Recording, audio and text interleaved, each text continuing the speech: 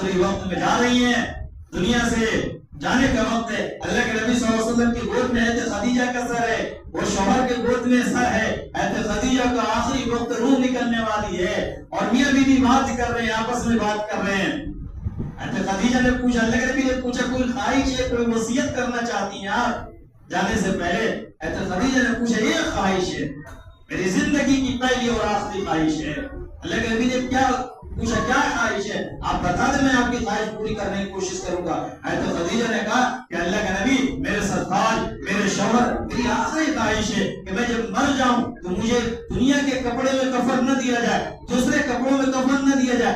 آپ جو جبہ پہن رکھا ہے، آپ نے جو یہ کرتا پہن رکھا ہے، اس کرتے میں ہمیں کفنایا جائے.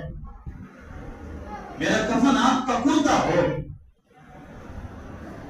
لیکن نبی نے پوچھا کہ خدیجہ بس یہی خواہش کیوں؟ کرتے میں کفنانے کی خواہش کیوں؟ حضرت خدیجہ نے پوچھا، اے میرے بھائیوں، اپنے عمل پر ذرا غور کریں، اپنی بہنوں، اپنی ماں، اپنی بیویوں کے اعمال چیک کریں.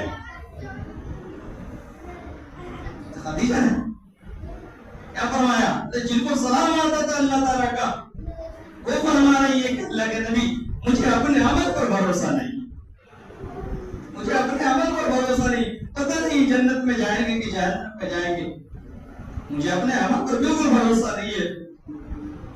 آپ مجھے اپنا جبہ پہنا دے کفن کے طور پر، مجھے اس پر بھروسہ ہے کہ آپ کے کپڑے کی برکت کی وجہ سے میری مغفرت ہوتا ہے.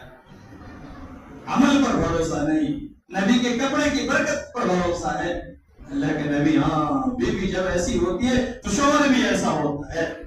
اللہ کے نبی نے فرمایا کہ خدیجہ، آپ جبے کی بات کرتی ہیں، اگر میرا بس چلے، جو آپ نے دین کے خاطر کیا، جو آپ نے اسلام کے خاطر کیا، جو میرے خاطر کیا، جو عزت میری کی، جو عزت اسلام کی کیا آپ نے، اور جو لٹایا ہمارے اسلام کے خاطر میرے اوپر بغیر کسی چون چرا کے، اگر میرا بس چلتا تو قسم اس ذات کی جس کے قبضے میں محمد ابن عبداللہ کی جان ہے، میں اپنے جسم کا چمڑا اتار کر آپ کو کفن میں باندھ دیتا، میں اپنی کھال اتار کر آپ کو کفن میں باندھ دیتا. بیوی ایسی تھی. شوہر کا جواب، آج بیویوں کا جواب اور شوہر